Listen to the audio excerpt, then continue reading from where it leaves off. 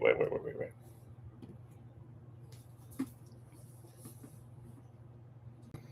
Okay. How do I adjust this? Let's see.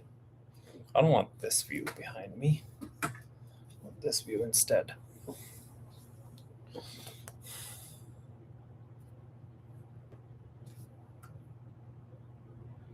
Am I already live?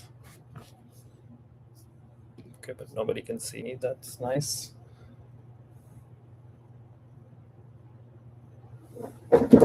So I'm gonna have to clean this.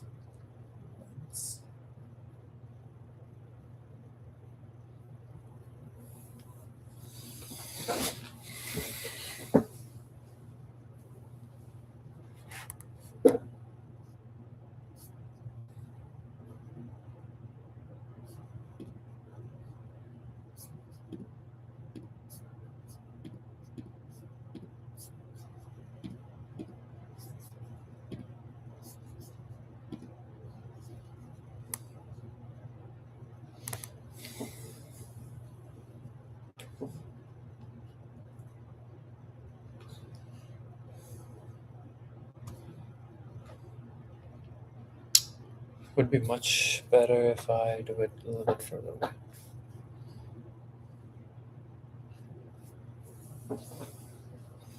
What would be a better angle, really?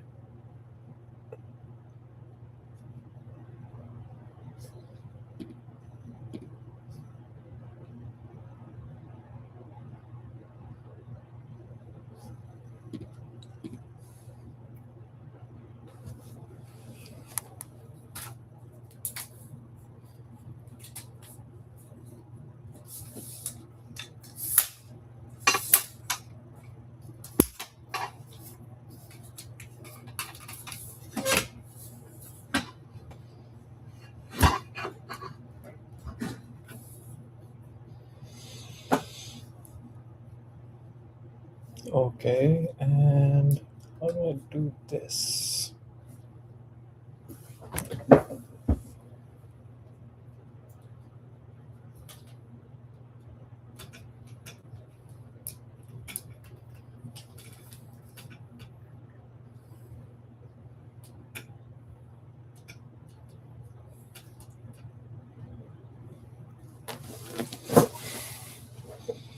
Fuck.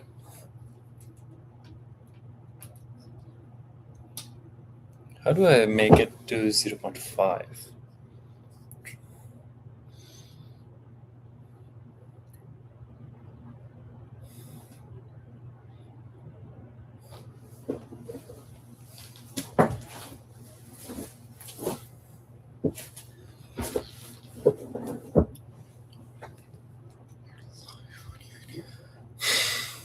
Kind of crazy. I'm live on YouTube and nobody's watching.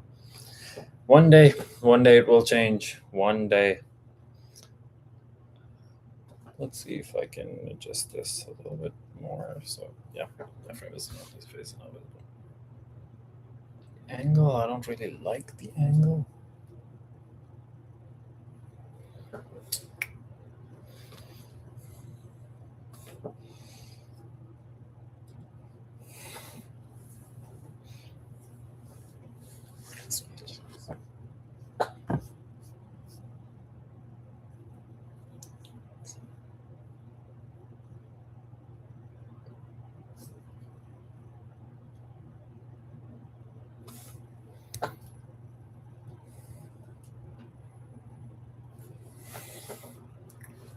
Right.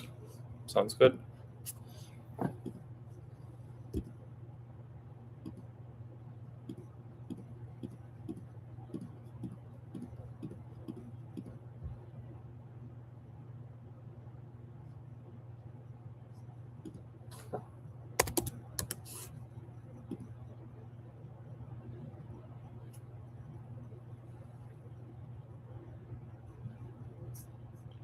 Yo, Shazad, what's up? I'm just studying right now, so I was feeling kind of bored, and I do have 3 finals tomorrow, so I'm studying right now, and I was hoping some of y'all could join so that I have some, incentive to study, that, oh, these people are watching me.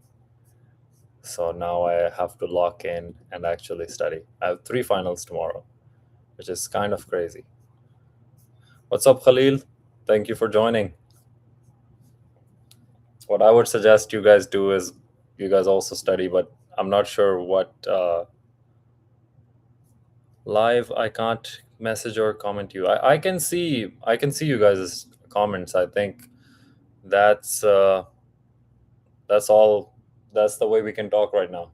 So if you have any questions, just ask, because you two are the only one here. It's not A levels, it's university. So A levels was a long time ago, guys. But yes, let me share my screen. Actually, let me show you guys what I'm actually studying. Okay, let's see this one. Okay, yeah, this is what's going on right now. So I need 43 in this exam to pass out of 50. And it's not easy. It's not easy. Now I'm in this other tab. Yeah. Oh, okay. This stuff is easy. Okay. I mean, but this is all theory. But having 3 finals tomorrow, that's not easy. Oh shit! This is nice that YouTube puts my video in the corner and you know this whole screen next to it. That's really nice. Wow. Didn't know this was possible.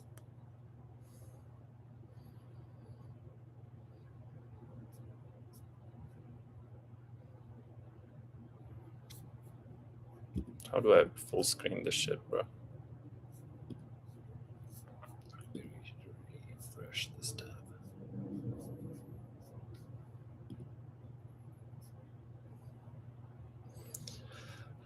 I mean, if you guys want to learn finance, then yeah, sure. This is chapter 9. Chapter 9 is easy. Okay, I'll go through it very simply. Like, these are just learning goals, and it's about stocks and bonds, mostly stocks, and how basically stocks and bonds work. The stock theory is saying that stock price movement is completely unpredictable, and tomorrow's prices are unrelated to yesterday, so we cannot predict tomorrow's price. A lot of people disagree with it, though. So it's saying that even though earnings of companies are increasing, Walmart's stock price does not follow the earnings. So there's no way to predict stock prices. But obviously, that theory is false. There's also the efficient market hypothesis, which is once again false. It's developed by a Nobel Prize winner, but it's highly controversial. It says that markets are fully efficient, meaning that you the stock prices right now are completely fair and you cannot take advantage of stock prices. So, but we all know that you can take advantage of undervalued stocks. This stuff you don't really need to know about this in the exam. Since the exam is tomorrow, I'm preparing only for the exam. Okay, so we're not trying to memorize it or just understand the concepts that well, because at this point there's only like 5 hours left before the day ends. And yeah, calendar effects, there are basically return of stocks is tied to the time of the year. Like, for example, at the end of the month, I think stock prices rise. What is this? Yeah, last trading day of the month, they usually rise. And they usually rise last week of December as well. And on weekends, I think, yeah, on weekends as well. And Monday has a negative return. So, good things to know. Small firms usually outperform bigger firms in terms of earnings. Uh, yeah. And then post announcement day, stock prices rise. So it's also saying low PE. PE is price to earning ratio.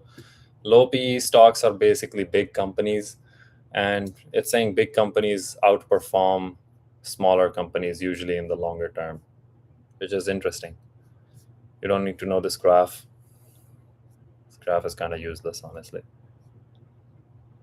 It's saying that after an earning shock is basically if a company earns more than what its investors were thinking.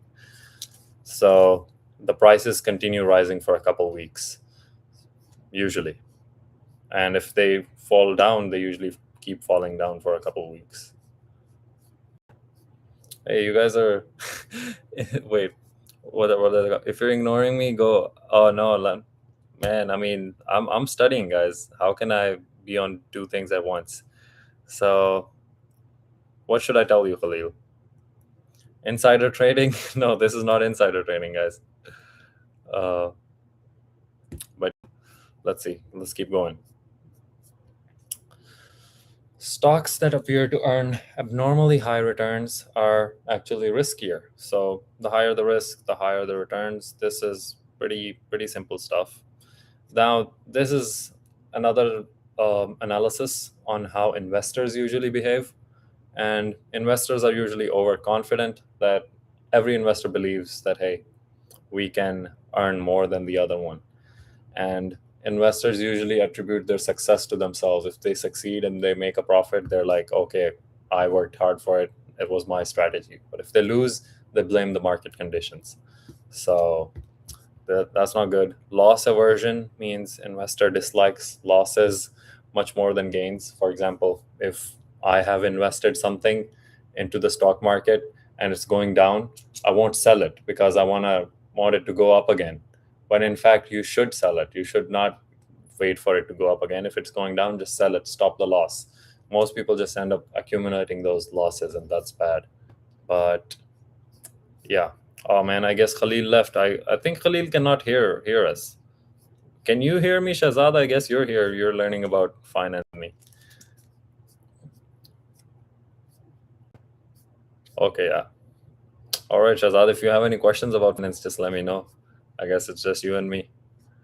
So, or if you have any other questions, since you're subscribed to the channel, if you have any questions, just let me know, really. Actually, what I can do is out this tab here. Now I can read your comments while I'm studying.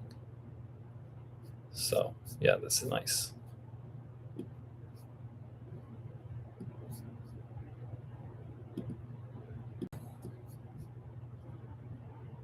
Okay, yeah.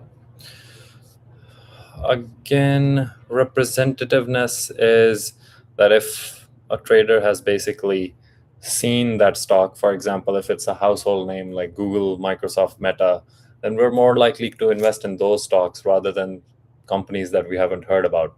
And that is usually not the best move to make, because if you want more returns, you have to learn about other companies that you don't usually know as well. And this is true because hedge fund managers, which manage a great pool of stocks, they usually invest more in their cities. So because their cities is what they know more about.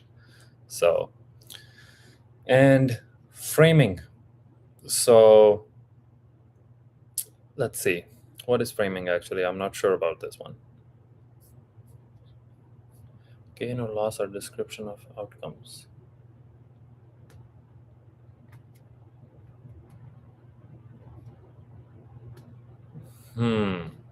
Saying that people react differently based on how things are presented. For example, uh, lives saved, lost in an accident. Honestly, I don't think this one is even that important. Narrow framing, I think it's that investors usually don't consider the full broader frame of things, like for example, how the economy is performing relative to the stock market. That's important. And belief perseverance. Investors tend to ignore information that conflicts with their existing beliefs. This is like a known psychology thing as well. If you believe in something, for example, religion as well, if you find some information that's contrasting to that, then yeah, uh, it's you won't believe it. That thing is true in stocks as well. Familiarity bias is again they invest in stocks that are located closely to their home states. So what is representativeness? Oh, representativeness was actually they place too much in weight on how they have invested in the past or recent information.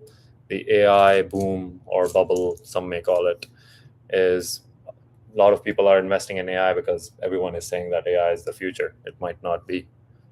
So, yeah. Analyst behavior, don't really need that. These are advice on stock trading. This won't be in the exam. Technical analysis. Technical analysis is important for a stock.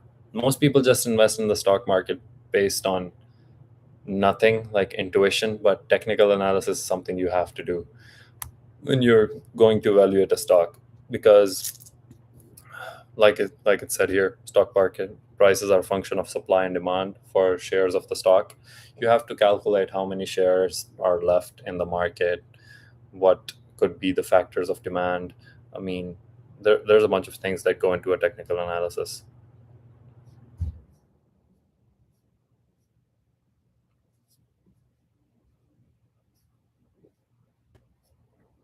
You know, a lot of people do is that they play some sort of music in the background. I should do that. I should do lo-fi non-copyright music.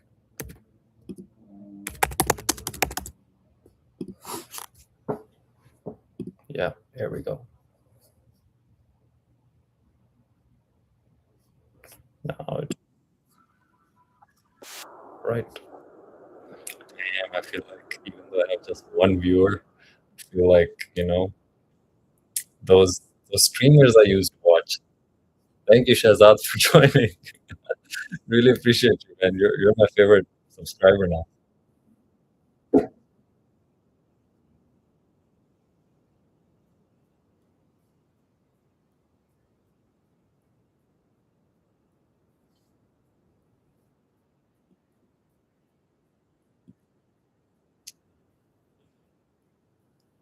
और शहजाद क्या चल रहा है यार life में? That's good. That's good. Yeah, it's a very good thing to have like attention span. Recently, I've been trying to train it as well.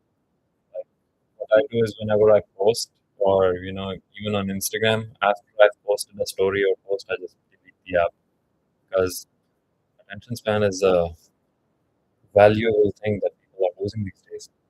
So yeah, market volume. Okay, let's see what they're saying about market volume on this. Okay, pure supply and demand analysis for common stock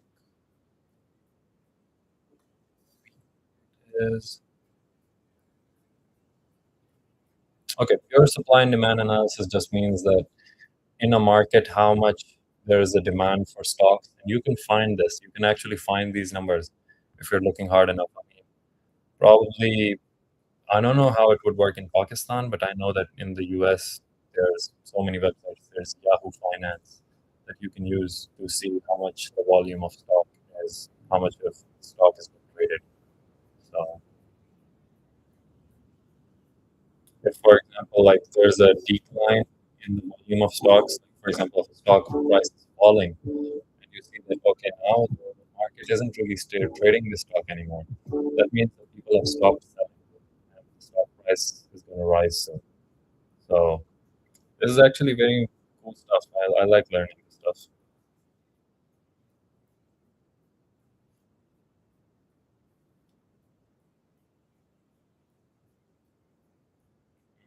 You also got to consider that if the stock price of other stocks is rising and your stock price is going down, is that what it says? Your stock price is going to go up versus stock price is going down. Oh no, this one is just telling you about the market. You got to consider that market is actually what the fuck is this? Strong market when advances is greater than declines. What does this even mean? Oh, okay. Strong market is when the price or the rise in price of stocks is greater than the decline in price of stocks. This basically. Hmm.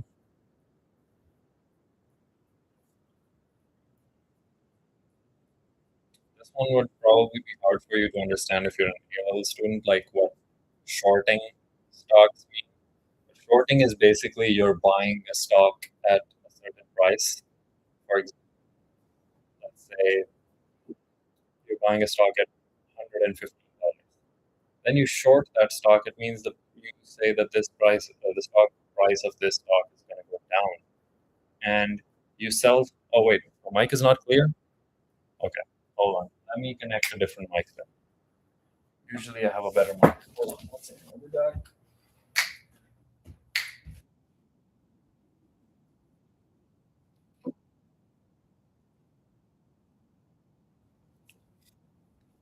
No, I think this is why the other guy left. He probably couldn't hear me. Like if you don't reply, I'll leave. He did leave. Let's see. Just gonna put this mic.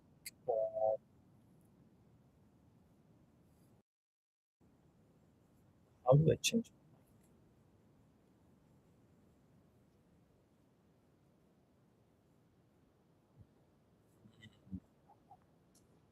I have to figure out how to change